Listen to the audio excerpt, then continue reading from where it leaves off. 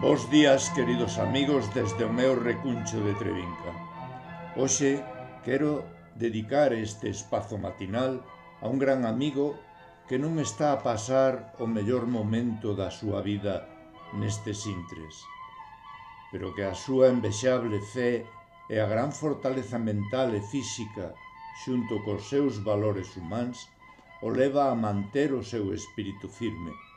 Querido amigo, o teu sangre é roxa, tan roxa como a lava dos volcáns que manteñen a vida neste planeta e tamén no teu corpo. As túas ás telas como sempre preparadas para voar en busca de algún dos vampiros que deseñaches, ou tamén a eses pulpos da nosa terra tan capaces dises milagres. Tamén voas por riba das augas dise asneiro que tanto amas e que nos transmites con esa intensidade coa que faz todo o que te propós. Voas tamén ao carón dises ollos que tanto amas e que tanto te aman.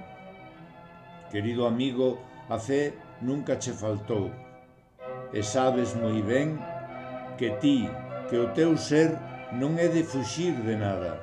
Afrontas os momentos duros co mismo afán que o faz cos máis dichosos. Ti tamén sabes ben que os espellismos non existen. Querido amigo, sabes moi ben que quédache moito que voar. Que esa privilexiada mente coa que ese Deus teu que te premiou xunto con esa envexable fe non vai parar de crear arte, paixón, amor e amizade. Me permito ler este poema que hoxe nos regalas. Sangue blanca. Sangue, plasma, células nai, correntes vermellas nun laberinto de cristal, mans que curan, que buscan, que saben, ollos que leen a vida en cada pinga, médicos, enfermeiros, fiestra pa voar. Non teño ás e a fiestra está pechada.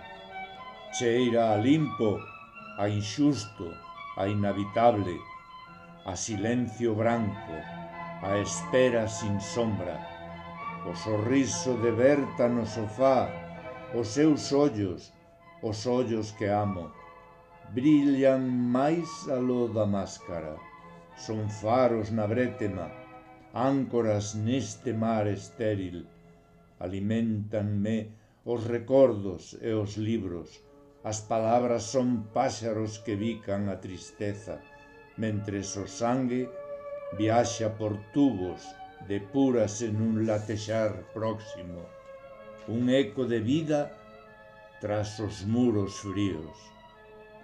A incerteza aliméntase da fe, o medo témplase nun suspiro. Quero fuxir, partir, sen peteiro de auga, alento de bolboreta, escoarme fora desa brancura porque a luz agora é tormento, é xeo, é pureza sen alma.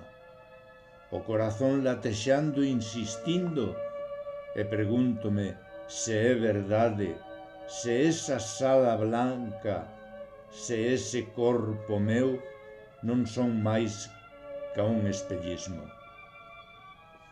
Gracias, Abelino.